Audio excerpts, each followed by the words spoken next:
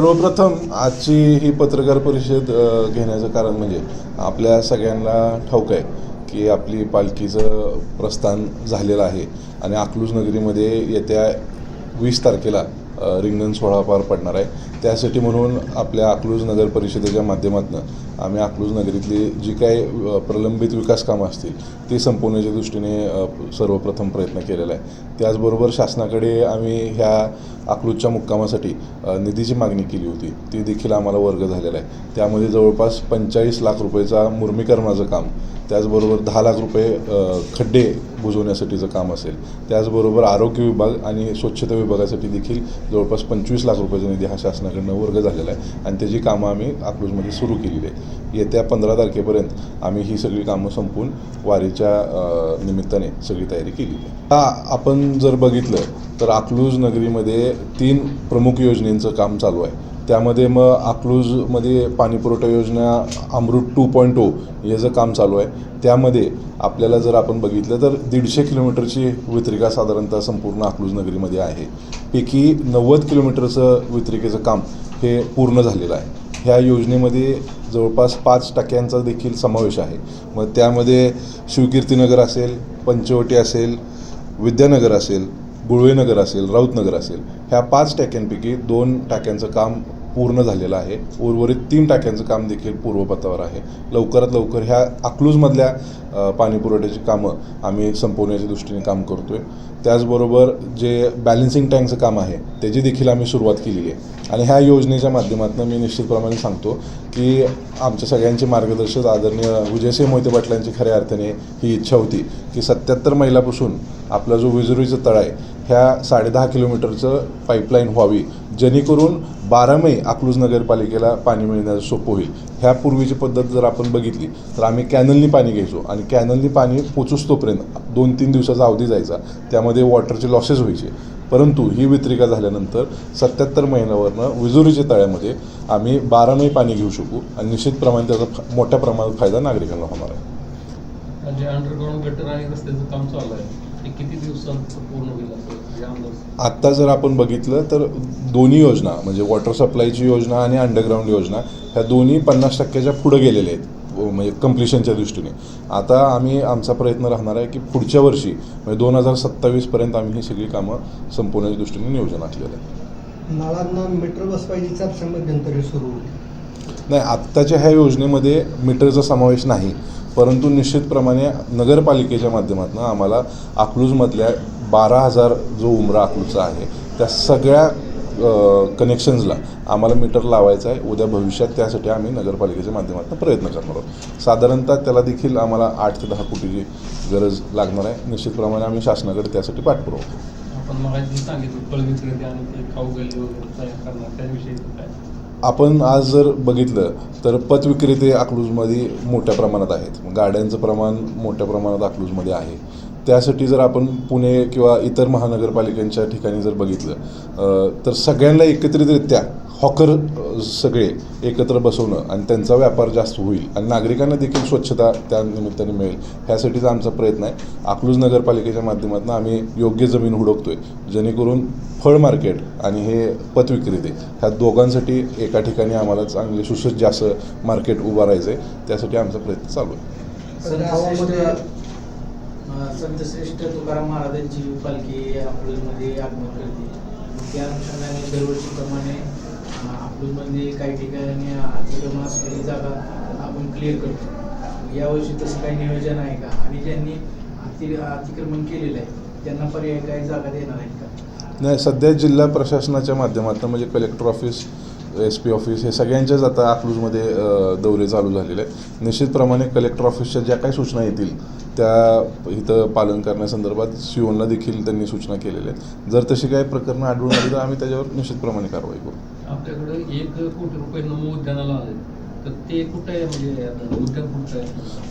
आपण जर बघितलं तर सगळ्याच भारतातल्या नगर परिषदेला नमो उद्यानसाठी पैसे आलेले आहेत.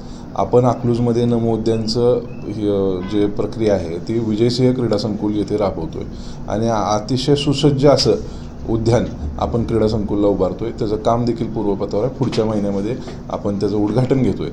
आणि मला आवर्जून सांगू इच्छितो की महाराष्ट्रात सर्वप्रथम नमो उद्यानाचं काम अकलूज नगरीमध्ये पूर्ण होतं आहे. अद्याप कामं देखील सुरुवात झालेली नाहीत काही ठिकाणी. आपलं काम संपून आपण पुढच्या महिन्यात त्याचं लोकार्पण सोहळा घेतो आहे. जसं स्ट्रीट लाईट केबल मुक्त झाल्या, वायर मुक्त झाल्या, तसं शहरातल्या इतर ज्या रोडच्या लाईट आहेत त्या अंडरग्राऊंड नाहीत का होत? सध्या स्थितीला आपण जर बघितलं तर विजयसिंह मोहिते पाटील क्रीडा संकुलपासून आपला महावीर स्तंभाकडे जाणारा रस्ता आहे, ह्या रस्त्याचं काम चालू आहे. आणि तो रस्ता आता आपण 60 फुटी करतो आहे. आणि त्यामध्ये जे काही लाईटचे पोल येत आहेत हे सगळे पोल आपण अंडरग्राऊंड करणार आहोत. म्हणजे जे नवीन योजनेत काही रस्ते आहेत ह्यात 3-4 रस्त्यांपैकी आपण काही रस्ते आता सुरुवातीला अंडरग्राऊंड करतो आहे. परंतु भविष्यामध्ये जसे नदी उपलब्ध होईल आपल्याला हे सगळ्याच पोल्सचं लाईन आपल्याला अंडरग्राऊंड करून घ्यायच्या. आता पालखी अकलूज शहरामध्ये मग सोलापूर जिल्ह्यात दाखल होते. मी मागील 2 दिवसापूर्वी एक बातमी लावली होती की शेजारीच असणाऱ्या सराटीच्या पुढं म्हणजे आपल्या हद्दीत असणारी मोठी विहीर तिथं उघडी आहे, त्याला संरक्षण कठडे नाही. तर त्यासाठी काय नगर परिषदचे आहेत उपाययोजना, काय करणार आहेत? नाही, नगरपालिकेच्या माध्यमातून नाही, परंतु खासदार धैर्यशील भैया मोहिते पाटील साहेबांच्या माध्यमातून आम्ही नॅशनल हायवेला ही धोकादायक स्थिती आहे आणि ह्याच्यावर लवकरात लवकर कामकाज करावं ह्या संदर्भात आम्ही NHAIला सूचना दिलेल्या आहेत. अकलूज परिसरात एवढी रस्त्याची कामं चालू आहेत, परंतु ठेकेदार असेल किंवा नगर परिषदेमार्फत नियोजन नसल्याचे तक्रार होत आहे. नेमकी चूक ठेकेदाराची आहे का नगर परिषदेची? नाही, आपण जर पाहिलं तर ह्या तक्रारी कधी आल्या किंवा अशा प्रकारचं मत व्यक्त कधी केलं गेलं तर अकलूजमधल्या महर्षी चौकाचं जेव्हा काम चालू झालं त्यावेळेस निश्चितप्रमाणे एक गोंधळाची स्थिती अकलूजमध्ये निर्माण झाली होती. कारण लोकांना ती सवय पडली नव्हती किंवा माहीत नव्हतं की हे काम चालू झालं आणि किती दिवसात संपवणार होतो.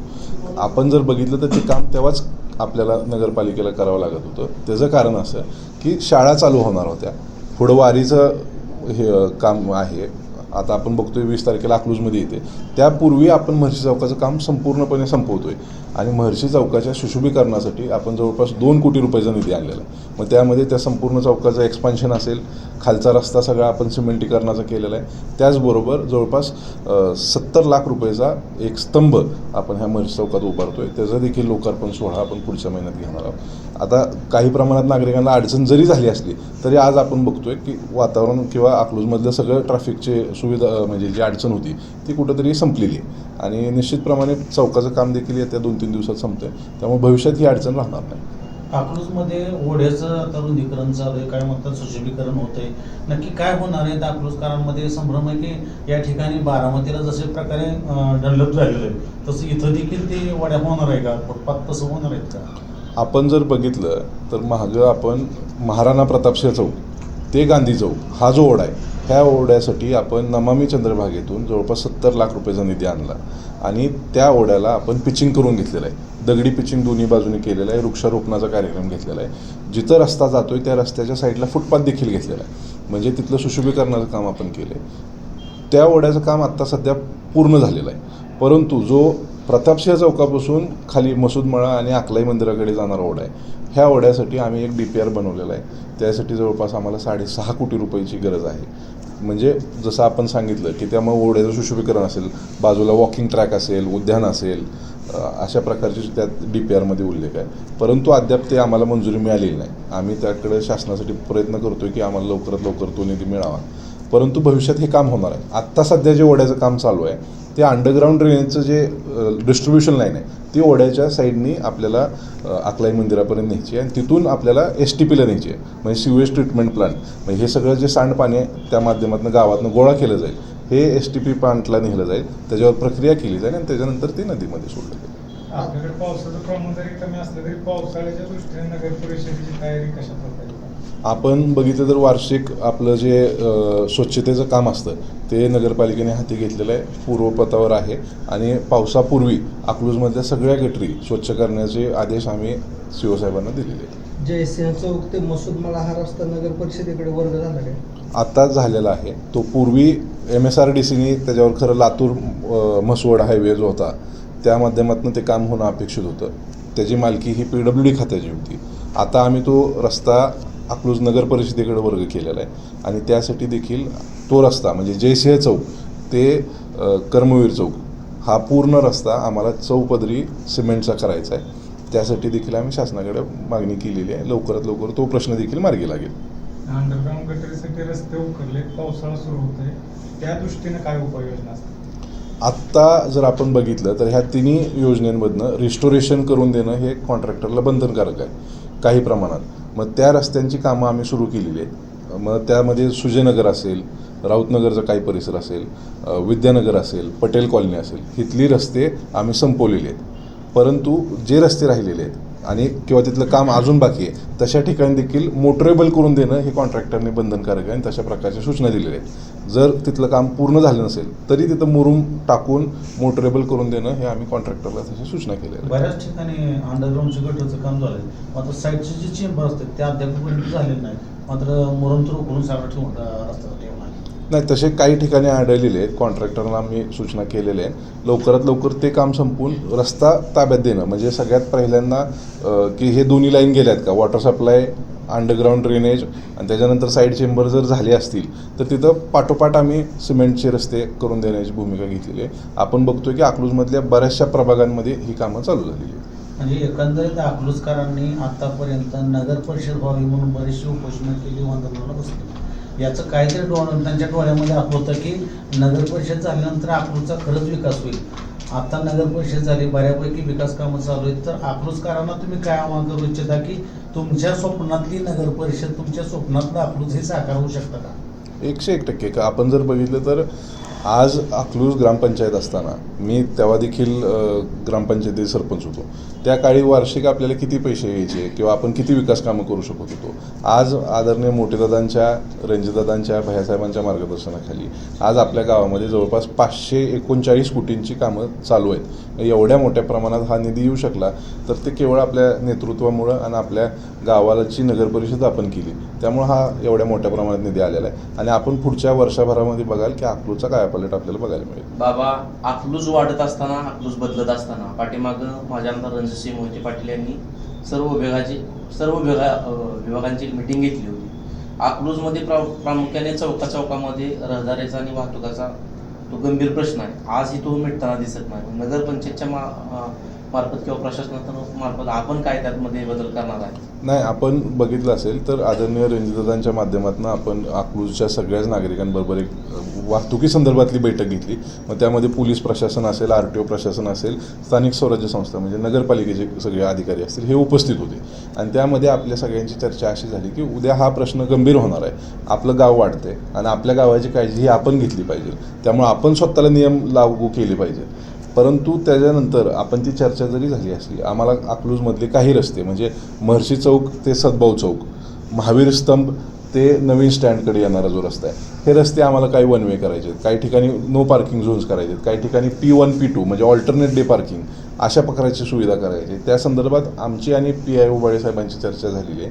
परंतु आत्ता जी रस्त्याची कामं अकलूज नगरीमध्ये चालू आहेत त्याच्यामुळं वाहतूक आधीच विस्कळीत होती. आधी ह्या रस्त्यांची कामं संपवावी आणि त्याच्यानंतर हे आपल्याला प्रसिद्धीकरण करावं लागतं.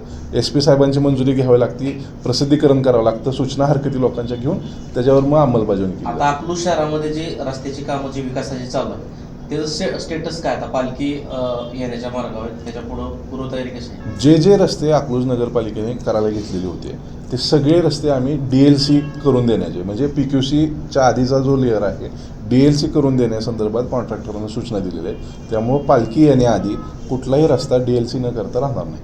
म्हणजे पक्का रस्ताच राहील, फक्त त्याच्यावर शेवटचा जो थर आहे तो राहणार नाही. अशा प्रकारची सूचना आम्ही नगरपालिकेच्या गत 7 महिन्यांपासून अकलूज शहरातले CCTV बंद आहेत. नाही, चालू झाले. मी परवाच त्याचा आढावा घेतला भानुश साहेबांकडनं. काही लाईन्स अकलूजमधल्या खराब झाल्या होत्या, काम करताना काही ठिकाणी तुटफूट झाली होती.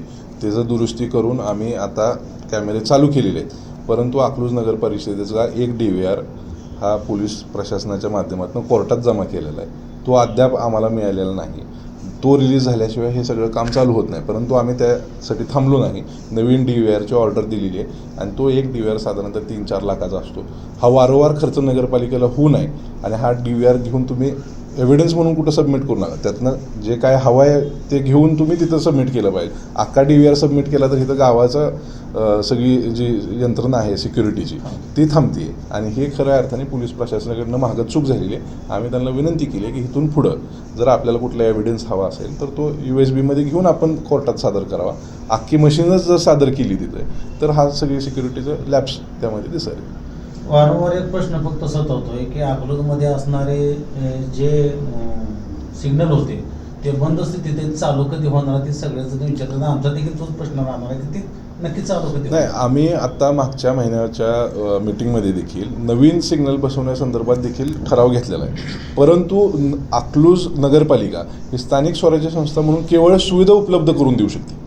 सिग्नलची जर आवश्यकता पोलीस प्रशासनाला भासली तर आम्ही ती उपलब्ध करून देऊ शकतो.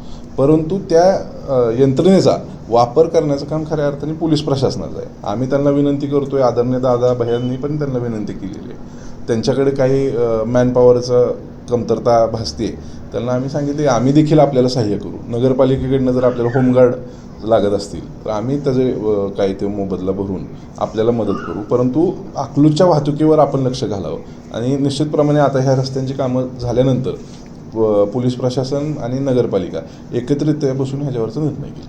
बायपासची तुम्ही परवा पाहणी केली, नेमकं काम काय आहे ते सुशोभीकरण नेमकं काय होणार?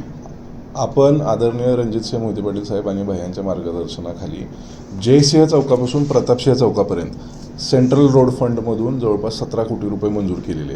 ह्यामध्ये अकलूज बायपासला आपण 2 मीटरनी रस्ता वाढवतोय, डांबरीकरण त्याचं वाढणार आहे.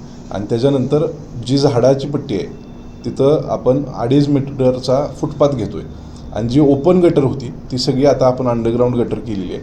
त्याचबरोबर संपूर्ण बायपासला युटिलिटी लाईन टाकलेली आहे. म्हणजे भविष्यामध्ये आपण भोसले साहेबांनी जसा प्रश्न विचारला की अंडरग्राऊंड जर करायला लागले लाईट्स तर काय करायचं, तर त्याची सुविधा आत्ता आपण करून ठेवलेली आहे. भविष्यामध्ये कुठलाही वाढीव खर्च न करता आपल्याला ते अंडरग्राऊंड करता येईल आणि ह्याचं काम देखील जवळपास 2 ते 3 महिन्यामध्ये पूर्ण होईल. मग त्यात CRFमध्ये आपण जयसिंह चौक ते प्रतापसिंह चौकाचं सुशोभीकरण, रोड वाइंडिंग, महर्षी चौकाचं सुशोभीकरण असं आपण घेतलेलं आहे.